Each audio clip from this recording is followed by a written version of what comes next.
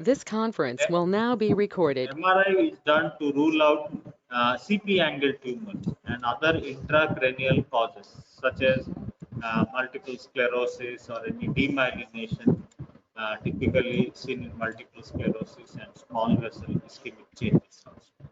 So,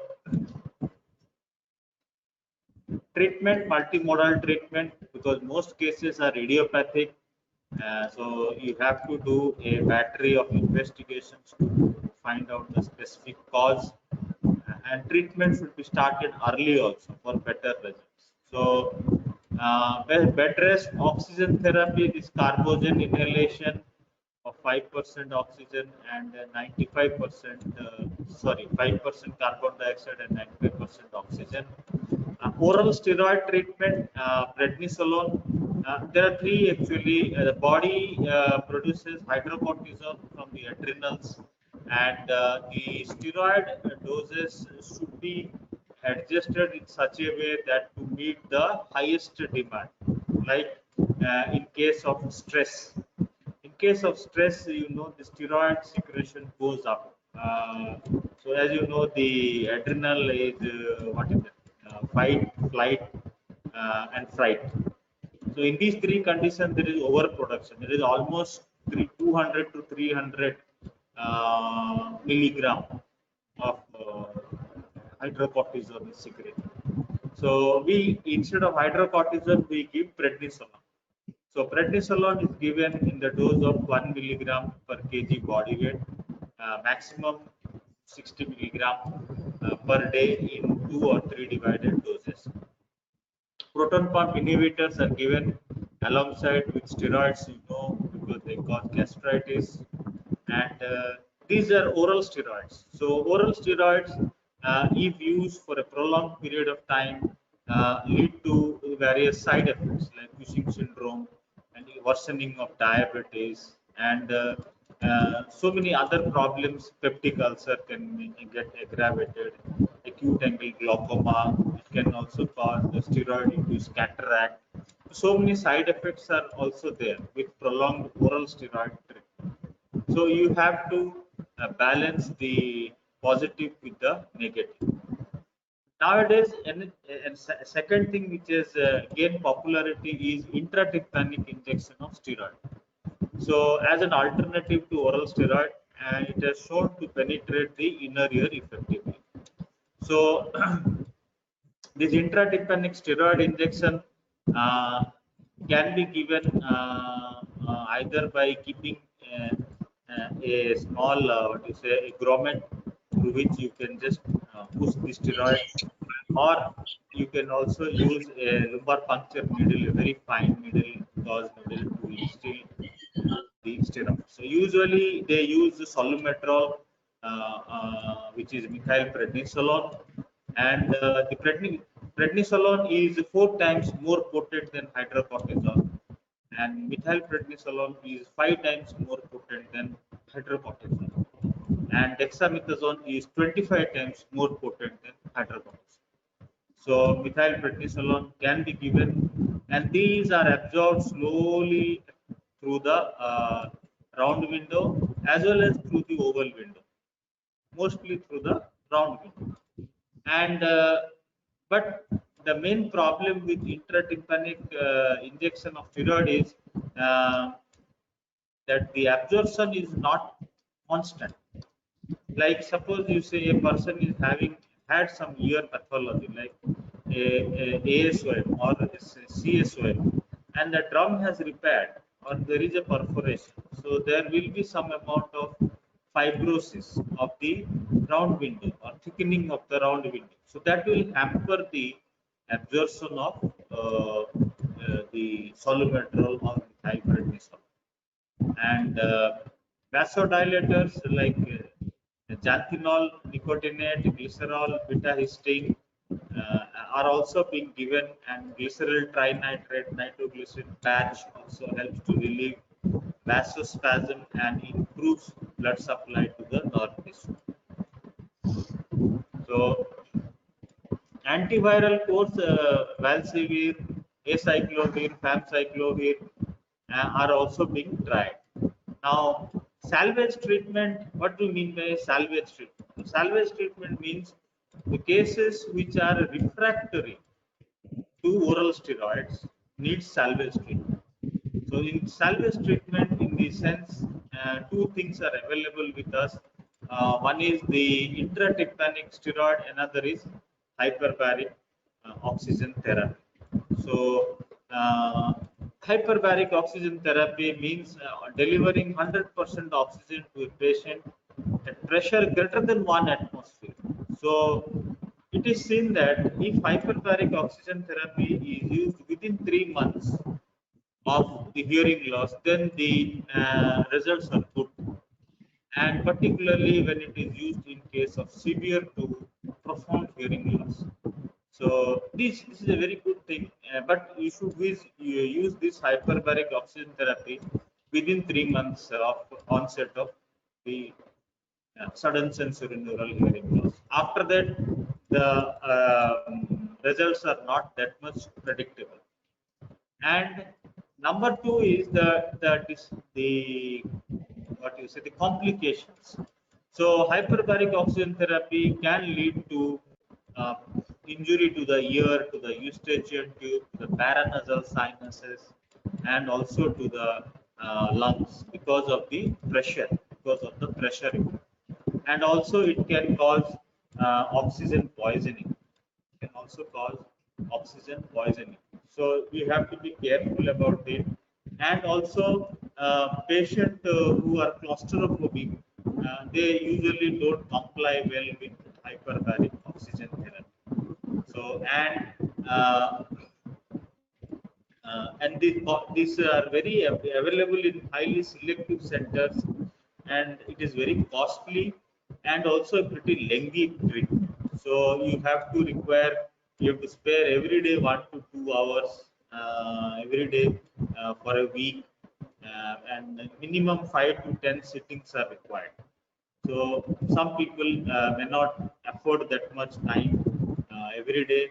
And number two is the cost is very costly. And third is availability in all the centers.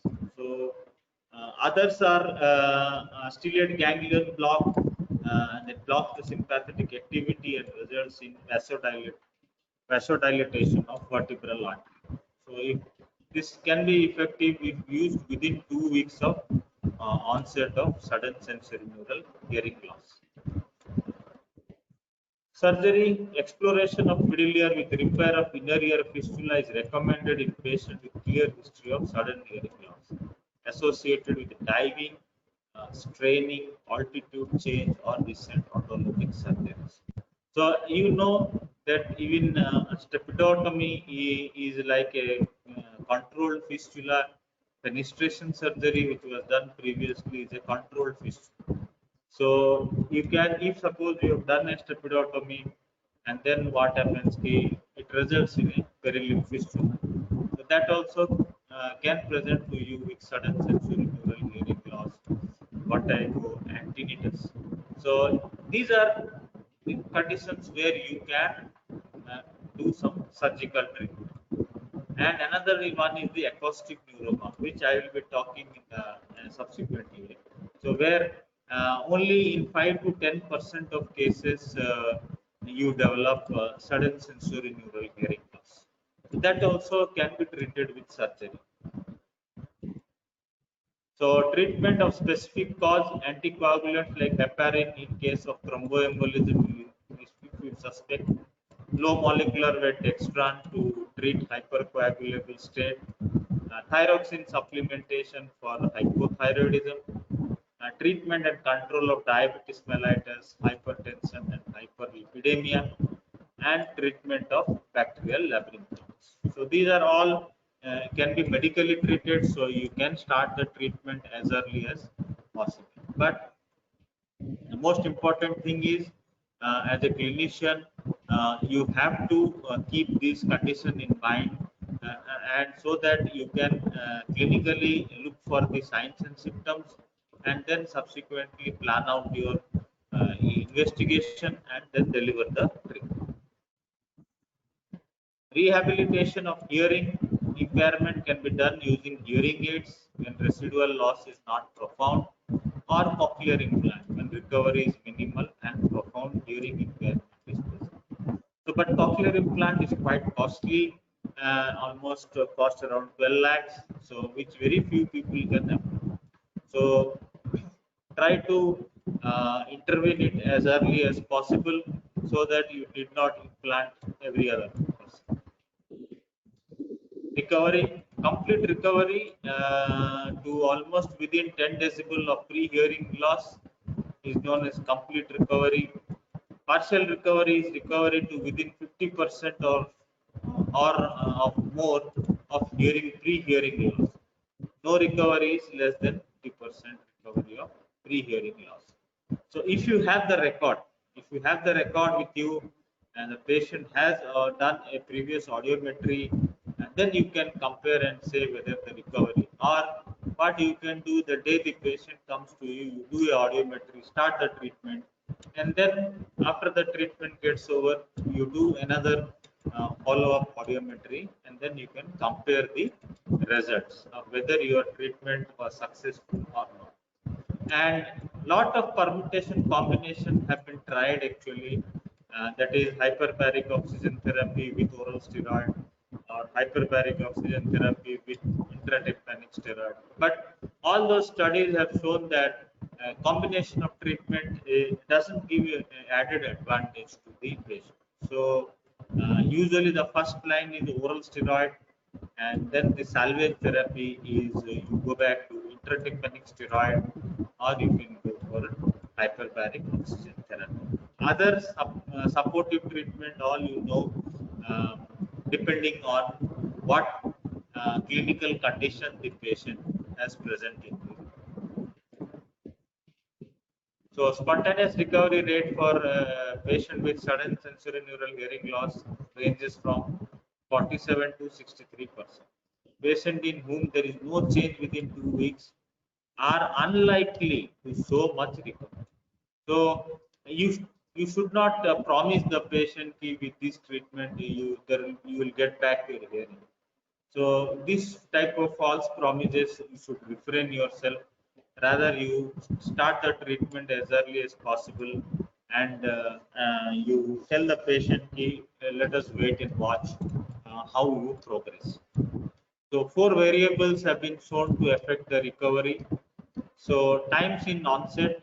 So if it is say the earlier the better, and if it is a delayed one, and suppose a patient comes after 4 months, 5 months, we have seen in OPD patient coming almost after a year or so.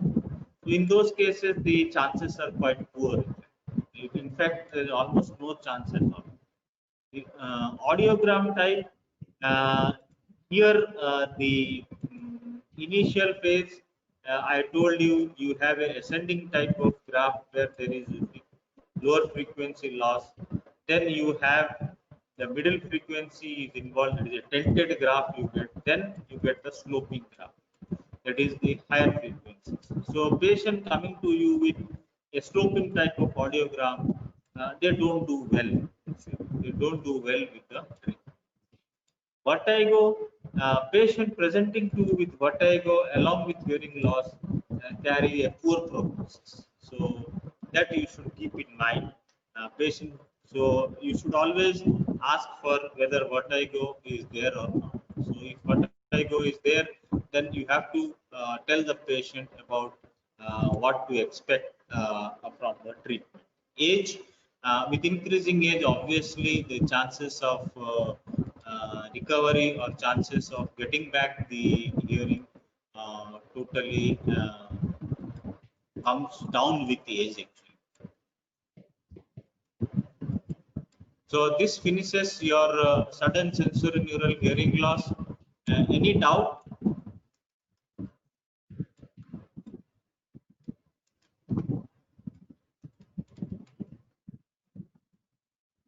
Hello?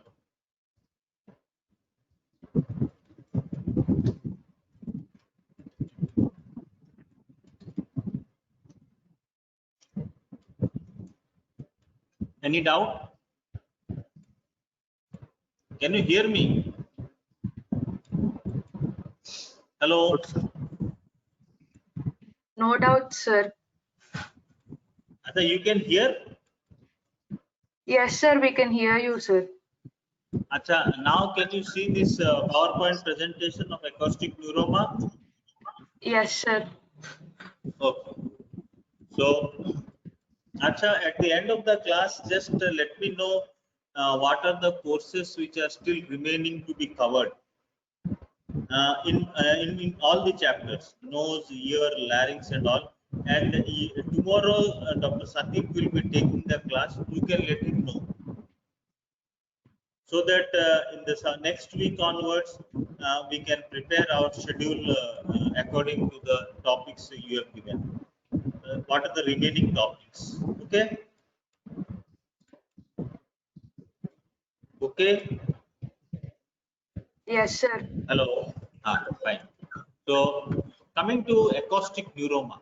So acoustic, the word indicates eighth nerve, and neuroma indicates a benign tumor of the eighth nerve. So the most common benign tumor arising in the posterior cranial fossa arises from abnormally proliferative Schwann cells, which envelop the lateral portion of vestibular nerve in the internal acoustic meatus. So the internal acoustic meatus is the area from where the tumor starts. So it develops from the Schwann cell. So it is also otherwise known as schwannoma. And these Schwann cells, the function of Schwann cell is to produce myelin sheath. So for myelinated nerve, they produce the myelin sheath. So synonyms are acoustic neuroma, neurinoma, neurilemoma, or even you can say schwannoma and cerebellopontine angle tumor. So cerebellopontine angle tumor is not one, but a group of tumors. Among them, acoustic neuroma is one. Others are meningioma, arachnoid cyst, then congenital cholesteatoma can also occur. Metastatic deposits can also occur in the cerebellopontine angle. Okay, so among this one, the most common is the acoustic neuroma or the schwannoma. Here you can see the picture. This is a MRI gadolinium enhanced. You can see this is the tumor, and this is the part which goes into the internal auditory meatus. You can see this is the meatal part, and this is the intracranial part. And here you can see the intracranial part pressing onto the brainstem area and a small intrameatal part. So basically, if you see, the tumor has two parts. One is the intrameatal part and the intracranial part. So what happens is the tumor starts somewhere here.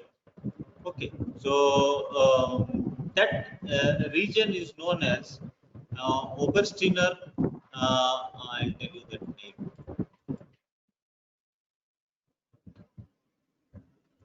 I don't have it here. This is Obersteiner Redlich junction zone. So this is the area from where the tumor starts. Obersteiner Redlich junction zone. So the tumor starts here in the internal auditory meatus, and because the space is quite trapped up here, so it prefers to grow intracranially. And then this part is the extrameatal part. This is the intrameatal part, and this is the extrameatal part. So the extrameatal part then grows into the cranial cavity, into the cranium, and then slowly causes different symptoms. In fact, it is a very slow growing tumor and grows at a rate of 1 to 3 millimeter per year. 1 to 3 millimeter per year. So this is MRI. Gadolinium is the dye given, and you can see very nicely the tumor is demarcated. So coming to the cerebellopontine angle, the boundaries are anteriorly you have the trochlear, the abducen nerve, sorry, and the lateral aspect of the clivus, and laterally you have the medial surface of the petrous part of the temporal bone, and then medially you have the middle cerebellar peduncle, pons, and the ventral surface of the cerebellum. Superiorly you have the fifth nerve, and inferiorly you have the lower cranial, 9, 10, and 11. And posteriorly you have the flocculus alone of the cerebellum. So contained within this space are cranial nerve 7 and 8.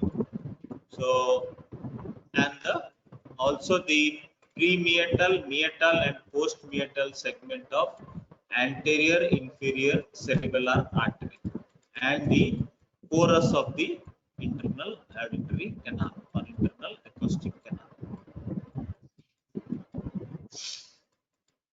So this is the overview. You can see this is the sixth nerve over here, which is the anterior boundary. This is the fifth nerve, which forms the roof. Then here you can see this is the clivus over here, and the clivus forms the anterior boundary along with the sixth nerve. Laterally, you have the petrous part of the temporal bone here going right up to the petrous apex, and then here you have the cerebellar peduncle, the pons, and midbrain, and then here you have the flocculus of the cerebellum posterior. Inferiorly you have coming from here you have the lower cranial nerves 9, 10, and 11. Little bit about the internal auditory canal. So it develops a lateral and posterior path in the relation to medial surface of temporal bone. So the internal auditory canal is a gap, and it lies perpendicular to the petrous part of the temporal bone, and roughly the length is 1.2 to 1.4 centimeter from porus to fundus. So porus is the medial opening and fundus is the lateral opening, so where it enters the inner ear. The lateral portion of internal canal is divided into superior and inferior compartment by the falciform or transverse crest. So if you see this is the canal, and there will be a crest, and this crest is called as the crista falciformis or transverse crest. And this and then the upper part of the fundus of the internal auditory canal is again vertically split by a Bill's bar, that the vertical crest, into two compartments, and the lower part is not divided actually. So if you see from the lateral aspect node, that is from the inner ear side, you will find that the fundus, and superiorly in between you have the crista falciformis dividing into upper and lower compartment. Upper compartment is again divided into two by the Bill's bar. One is the anterosuperior and the posterior-superior. The anterosuperior part is the pathway for the facial nerve, and the posterior-superior is the superior vestibular nerve, and the antero-inferior is for the cochlear nerve, and the posterior-inferior is for the inferior vestibular nerve. And the inferior vestibular nerve, just at the periphery of the internal auditory meatus, you have a small opening that is called as through which the singular nerve passes, and this singular nerve goes and supplies the ampulla of posterior semicircular canal. So, and the inferior vestibular nerve primarily supplies the saccule, and the superior vestibular nerve mainly the utricle and the lateral canal. Okay, and the superior vestibular nerve supplies the superior ampulla of the superior semicircular canal. Okay, and the cochlear nerve is not a single opening, but multiple openings are there, and through which the cochlear nerve is formed. So this all I have discussed. So here, this all we have talked about. So the singular nerve, the inferior vestibular nerve fibers from the saccula, macula, and the cochlear nerve leaves the internal auditory canal through a multi-perforate osseous plate to enter the cochlear modulus. Okay. And here you can see this is the petrous part of temporal bone that has been drilled open, and you can see this C is the facial nerve, and this is the nervus intermedius, which is the sensory part of the facial nerve. It accompanies the facial nerve with a different nerve, and inside the internal auditory meatus, it fuses with the facial nerve. And you can see B. This is the, you can see here the anterosuperior, the posterior superior. This is the B1 is the superior vestibular nerve, and E is the here you can see very nicely the E. E is the inferior vestibular nerve. A you can see multiple here, the cochlear nerve here and here. So it is occupying the antero-inferior. E goes posterior-inferior, and here is crista falciformis. You can see very nice the crista falciformis. Okay, and here somewhere you will find the Bill's bar. Here you are. So these are the different position of the nerves. This is inside the internal auditory meatus, and this, when dissected pretty medially from the pontomedullary junction, you can see this is the B.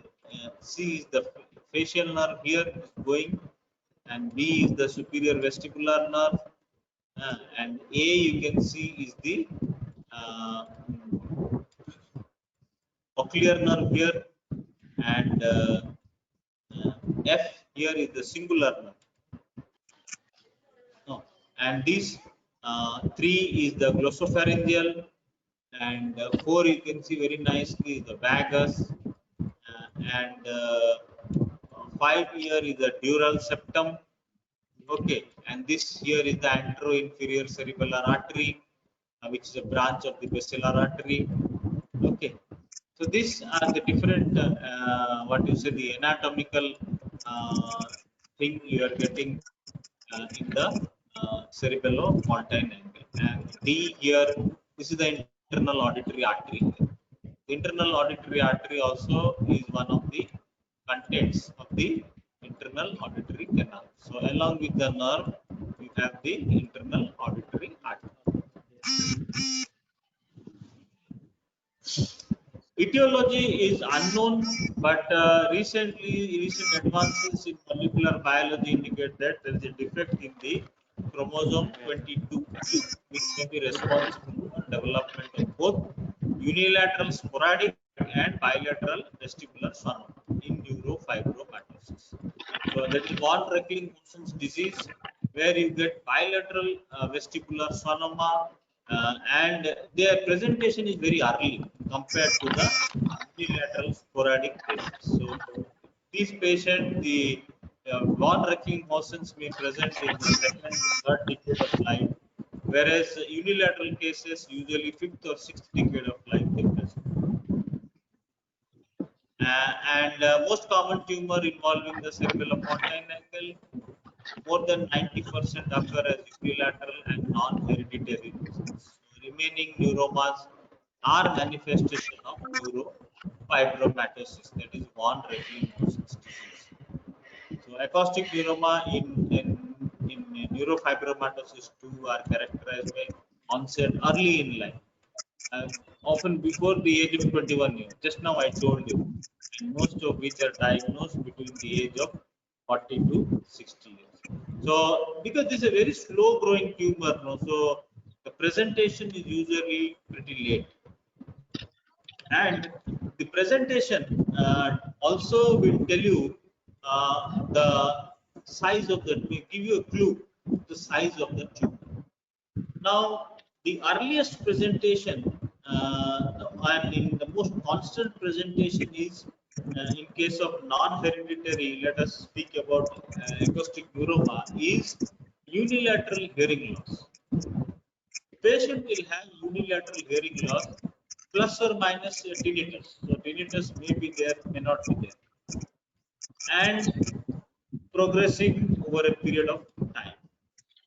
That is the most common presentation. Then next is the other is called as the Listelberger sign. That is the loss of sensation of touch in the posterior bony meatal wall or posterior wall of the external auditory canal. So that is known as the Hestelberger sign. Loss of corneal reflex is another indicator. These two are indicates that the tumor is already touching the trigeminal nerve. So if you come to, if you see here, let us go back to the picture.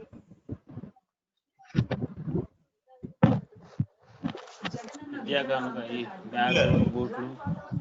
if you see a tumor present in the internal auditory meatus, we have only hearing nerve. And even though facial nerve is one of the contents of the internal auditory meatus nerve, somehow or the other it escapes being paralyzed. You don't get patient presenting to you with facial nerve palsy in case of acoustic neuroma. And in certain cases, you find that the internal auditory meatus will be widened, and some amount of bone erosion will be there. So that is why when you are taking an MRI, you have to compare the internal auditory meatus of both the side to see for how much of bone erosion has happened. Bone erosion in case of acoustic neuroma is primarily due to pressure effect and secondarily due to new angiogenesis or new vessel formation or due to increased blood supply or to the or because of the tumor. So the bone resorption or bony destruction is mostly due to pressure effect of the acoustic. So as you know, as I told you, it's a very slow growing tumor. So the intrameatal part from here slowly comes into the intracranial part, because here it is, the space is not there, and the tumor, you know, grows where the resistance is less and a more space is there. Then they come into the pontine cistern here. The pontine cistern here is a comparatively spacious and devoid of any vital structures. And then you will get a silent phase where there won't be anything. And then slowly, the tumor gets slowly little more bigger. And when it gets bigger, then it touches the trigeminal nerve, and it comes and touches the midbrain. So, and then when the trigeminal nerve is touched, then you get the symptom of Hestelberger sign, loss of corneal reflex. And by this time, what happens? There will be a definite stretching of the vestibular nerve, the facial nerve also will be stretched. And then there will be next phase where the tumor goes sufficiently large enough to compress the brainstem and then the fourth ventricle. So once there occurs compression of brainstem and fourth ventricle, then patient will develop hydrocephalus, because the the CSF outflow is now hampered. So that will lead to development of hydrocephalus. So you have a stage where you have only otological symptoms, and then a phase where you have, although the tumor has gone intracranially, but there is no presentation. Then you have a phase where the tumor goes and touches the trigeminal nerve, and then you have the Hestelberger sign, you have the loss of corneal sensation, and with more involvement of trigeminal nerve, you have hyperesthesia and paresthesia of the face on the ipsilateral side. And then you have a stage where the tumor presses on the brainstem, on the cerebellum, and then the cerebellar features start to develop, ataxia, dysdiadochokinesia, all these things, broad-based gait. And then the next phase goes where there occurs compression of the fourth ventricle, causing severe impairment of CSF drainage and leading to raised in intracranial pressure and coma. Patient will go into coma also, and development of hydrocephalus. So this is a very slow progressing tumor, and these are the different phases. And the clinical complaint will give you a rough estimate in which stage you are seeing the patient right now. So they are benign, well circumscribed but unencapsulated tumor that arise from Schwann cells of vestibular nerve. Hence the term vestibular schwannoma or vestibular neurilemoma is used. So previously it was thought to be arising mostly from superior vestibular nerve, but now they are saying mostly it arises from the inferior vestibular nerve. So these either superior or inferior vestibular nerve is the place from where the tumor arises. But it can also arise from the facial nerve. It can also arise from the cochlear nerve. So it is not that it is hard and fast that it will arise from the vestibular nerve, because that's the acoustic. Acoustic means you both. So historically, the superior vestibular nerve sheath was thought to be the site of origin, giving rise to nearly two-thirds of tumor. But recent studies have shown inferior vestibular nerve to be the predominant site of origin for these tumors. So you keep it in mind. So it's not only superior, it is inferior. Even cochlea also can. So see, rarely cochlear portion of eighth nerve or the facial nerve is the site of sonoma. So, but they're rare, but can occur. So it has been thought that vestibular schwannoma arises at the Obersteiner-Redlich junction zone of the vestibular nerve, the region at which the Schwann cell and the neuroglial supporting cells meet. So the neuroglial supporting cell comes along with the nerve from medial to lateral, the Schwann cells, and then what happens is there occurs as the Schwann cell grows, these neuroglial supporting cells they oppose, and then the Schwann cells starts heaping up. So the advantage of this is the tumor never perforates into the nerve. Rather, it is there is a definite plane between the nerve and the tumor. So that is the advantage, because it arises from nerve sheath. It doesn't what you say it just pushes the nerve, but doesn't infiltrate the nerve. So you always have a plane to dissect out the tumor. So this is a classification of the size of the what you say the acoustic neuroma, and this is based on the largest extrameatal diameter, and it is further recommended that a note should be made if the fundus is empty or filled by tumor, or whether the tumor is solid or cystic in nature. So the tumor can be of two types. It may be a solid, it may be a cystic in nature. I'll come to that. So based on this classification, you have grade 0 is intrameatal. And they have mentioned it intrameatal as 0. Then grade 1 small tumor is 1 to 10 millimeter. Grade 2 is a moderate, 11 to 20. Grade 3 is moderately large, 21 to 30. Grade 4 is large, 31 to 40. Grade 5 is a giant tumor, more than 40 millimeter or 4 centimeter in diameter. So, and then coming to the two types I told you, solid and cystic. The solid tumor, has a more predictable course. For example, predictable course in the sense that you can, in certain patient, wait and watch, or wait and scan. That is the principle of wait and scan. Regularly, you follow up the patient. But in case of a cystic tumor, you cannot do that, because sometimes there will be a rapid increase in the size of the tumor. So that is how the cystic tumor they present with sudden hearing loss, and there might be a rapid increase of the size of tumor, just like you say a thyroid tumor. Suddenly there is an increase due to cystic degeneration. So suddenly the patient will present to you acutely, saying that since last few days my thyroid has become very big. So that if you do ultrasound, you will know it that there is definite cystic degeneration. So cystic tumor is a separate entity and should be dealt then dealt little separately from the solid tumor, in the sense that there is no wait and scan for cystic tumor. In those cases, you have to operate. So cystic tumor should be operated as early as possible.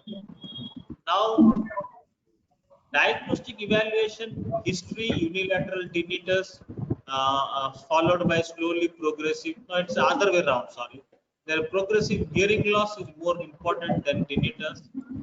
Or in 5 to 10% cases, you have a sudden sensory neural hearing loss.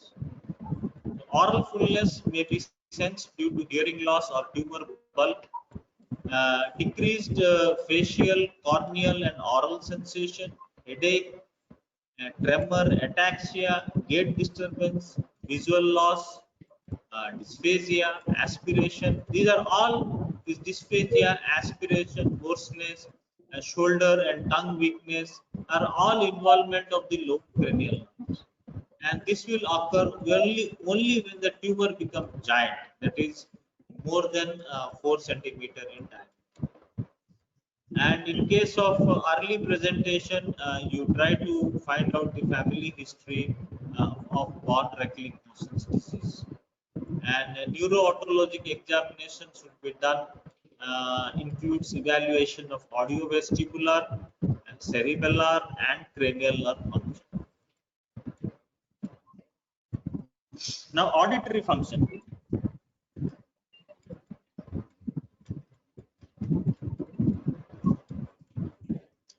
So, auditory function, mostly what we do is we do a pure tone audiometry, and also we do is a speech discrimination score. So based on that, they have categorized into 4 groups. Group A, where the pure tone audiometry loss is less than 30 decibel and the speech discrimination score is more than 70%. Then group B, where the auditory PTA level is 50 less than 50 decibel and the speech discrimination score is more than 50%. Group C, where the PTA loss is more than 50 decibel and the speech discrimination score is more than 50%. And group D is where the speech discrimination score is less than 50%. So this is by the American Academy of Otolaryngology and Head and Neck Surgery. They have graded this hearing, what you say, the hearing pattern in a acoustic neuroma case. So based on that, you can classify your tumor belonging to which group according to the hearing loss. And there is another one is that what is called that is called word discrimination score. That is another system. So word discrimination score in which they have one is a phase 0, where the word discrimination score is 100%. Then phase 1 is 99 to 70% word discrimination score, and then phase 2 is 69 to 40%. Phase 3 is 1 to 39%, and phase 5 is 0%. So also based on that word discrimination score, also you can also tell where the acoustic neuroma stands. So you have one on the size, one on the audiometry and speech discrimination score. Another you have is the word discrimination. So these 3 things are there to tell what is the what type of or which stage of acoustic neuroma tumor you are dealing with. Other things you can do is you can do a BERA, that is auditory brain stem response audiometry, which has a 90% sensitivity for the diagnosis. So here you have to look out for the wave 5, increase in the latency of wave 5 or delayed peak, that is what it is called wave 5, is a diagnostic of acoustic neuroma. And intraoral latency is what we look for, particularly in case of acoustic neuroma. Vestibular study, you can do electronystagmography, even vestibular evoked myogenic potential also you can do. But mostly these are all superseded by the MRI and hearing. So mostly you are concerned with two things. What is hearing? What is the hearing and what is the size? So these two will dictate the approach. What approach you take as a surgeon. So this is what we are talking about. Imaging study provide a definitive diagnosis, contrast, enhanced T1 weighted MRI, the gold standard. But high resolution T2 images are also excellent in detecting internal auditory canal lesion, internal acoustic canal lesion. So this painful technique carrying significant morbidity, such as posterior fossa myelography, gaseous or opaque contrast CT, are rarely necessary today. So, but they have their indication. Because suppose one patient has having claustrophobia, he or she cannot stand the MRI because that this MRI scanning will take almost 30 to 40 minutes.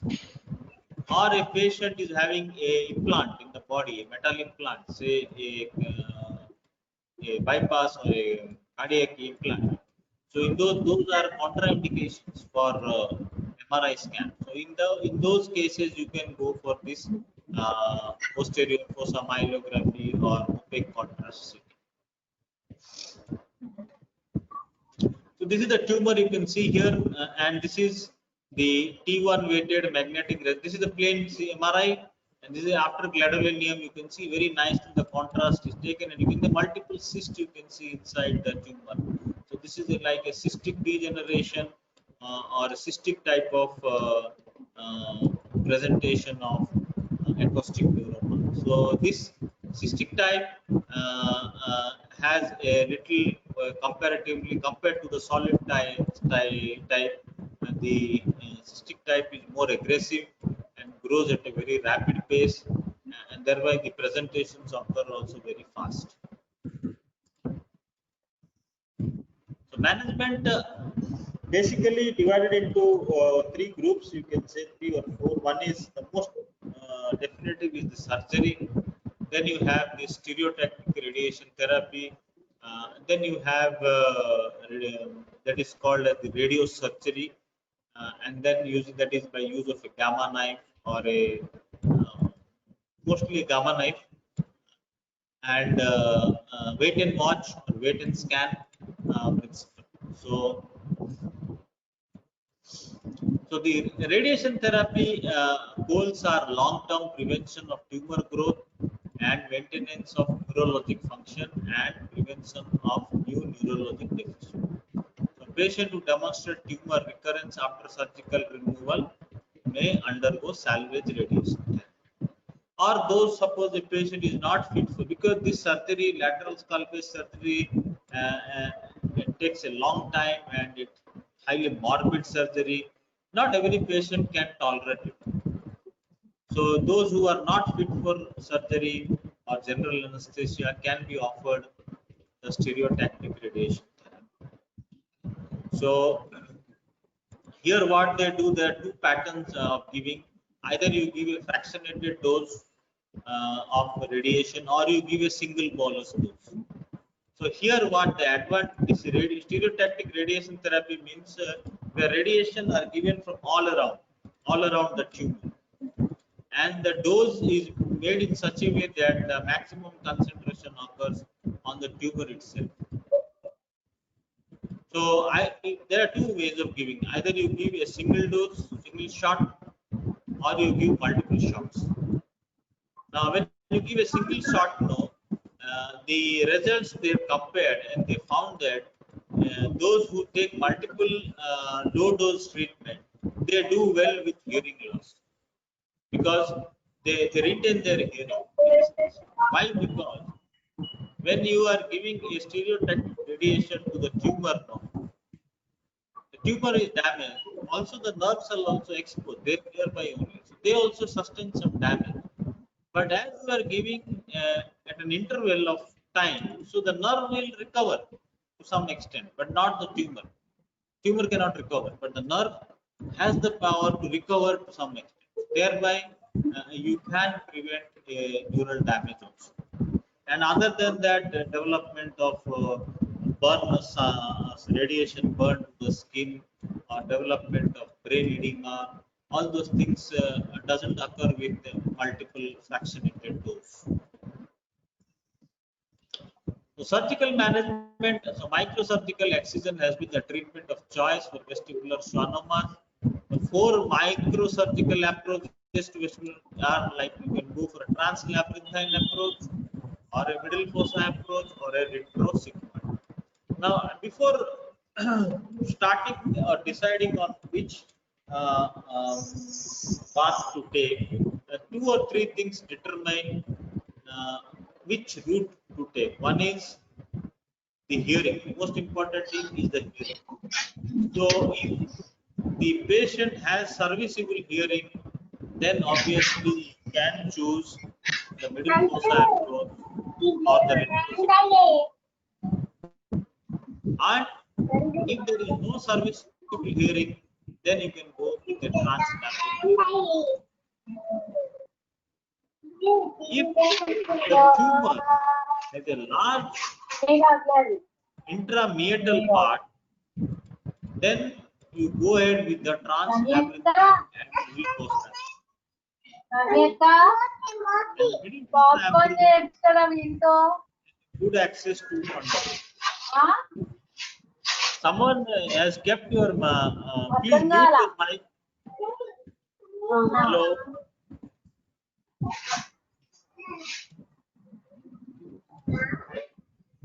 Someone has kept the mic open. Please mute your mic.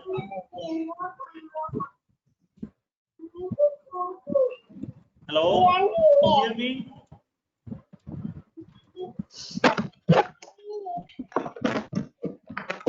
Hello.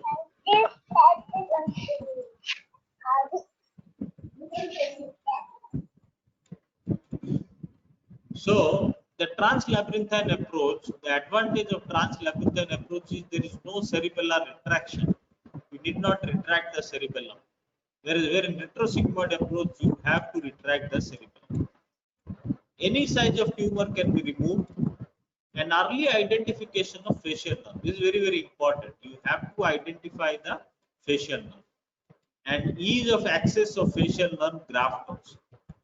But the disadvantage is it destroys residual hearing. Whatever hearing is there, totally it goes off. But still, now there are surgeons who are doing a conservative translabyrinthine approach where they isolate the cochlea and only take out the vestibule, and they isolate the cochlea, thereby preserving some amount of hearing.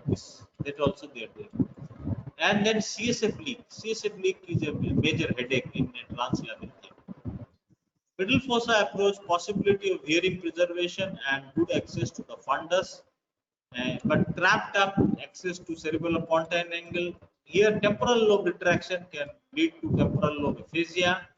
A limit to size of tumor that can be removed, and risk to the facial nerve is there. And in retrosigmoid, there is cerebral retraction. Very poor view of the fundus, facial nerve graft is difficult, and post-operative headache will be there. So, with this, in the next class, I will just briefly tell you the advantages of each, and we will wind up the acoustic neuroma.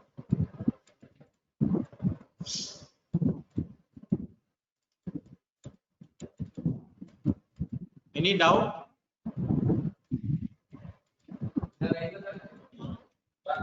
Year date?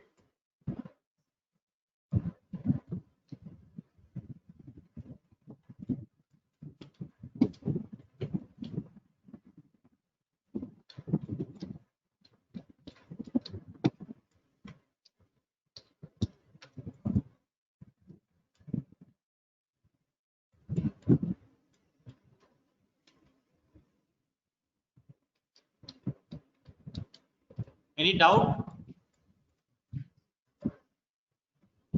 Hello? No, sir. Okay. Okay. Thank you.